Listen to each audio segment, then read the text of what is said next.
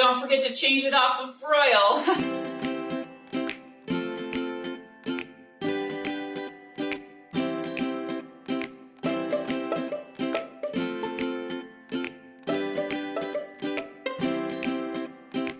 Hey, today we're going to do a little demonstration on how to prep the dough balls that we make, the pizza dough balls of our Neapolitan pizza dough, just to kind of help people learn how to use it and get the best out of their dough. To start with, you want to pull your dough out at least an hour and a half to 2 hours before you plan on using it, so that it has enough time to relax. So I just pulled this out of the fridge, and you want to be pulling your thawed dough ball out.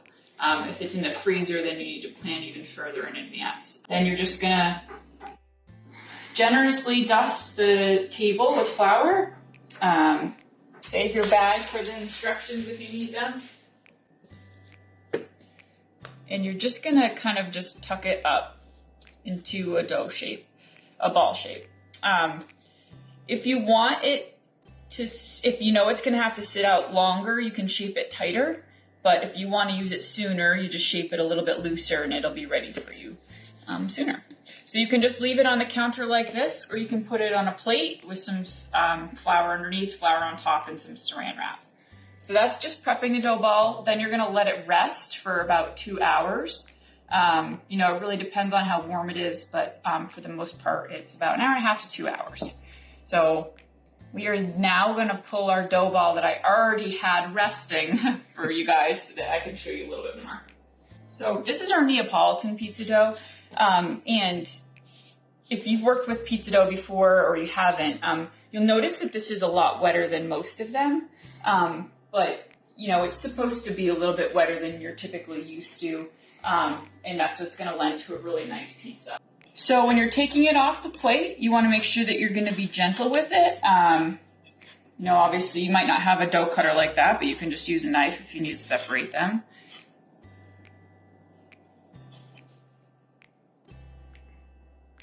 So as I said before, you want to make sure you have a lot of flour down on the surface and on the dough itself. So, all right. So the way that you're gonna do this is that you'll notice that this ball is just a little bit bigger, and this was actually resting a little bit longer. So it's a little bit more relaxed. But for the most part, both of these are really ready. You can kind of tell when you pull it that it's not stretching back. So you're just gonna push the gas out towards the rim of the dough. Now, if your dough isn't ready yet, you'll notice it stretches back. This one actually might be stretching back a little bit more than it should. And you'll notice when I do this one that it won't do that at all. So then you're just gonna kind of take this and use the weight of the dough, making a rim around the pizza kind of as big as you want it to be.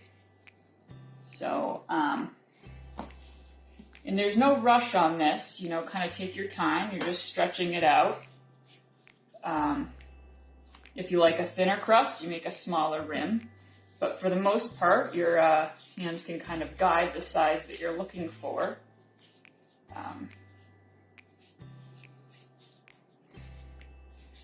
You'll notice that this isn't what you traditionally see in a big pizza place. You know, you can totally just roll this out yourself as well with a rolling pin, but that'll lead you to more of like a Roman style than a Neapolitan. The Neapolitan typically has a nice crust on the outside, and there's so much flavor in this dough that you'll really benefit from that.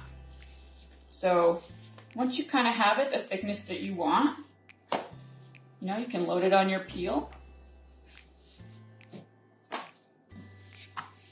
When you're ready to load your peel, you want to make sure that there's some flour on it,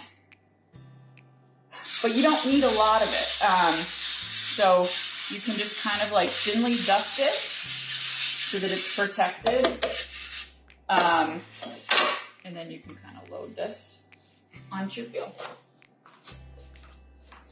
Once you get it on your peel, you can kind of still make some adjustments to it and make it to kind of however you want.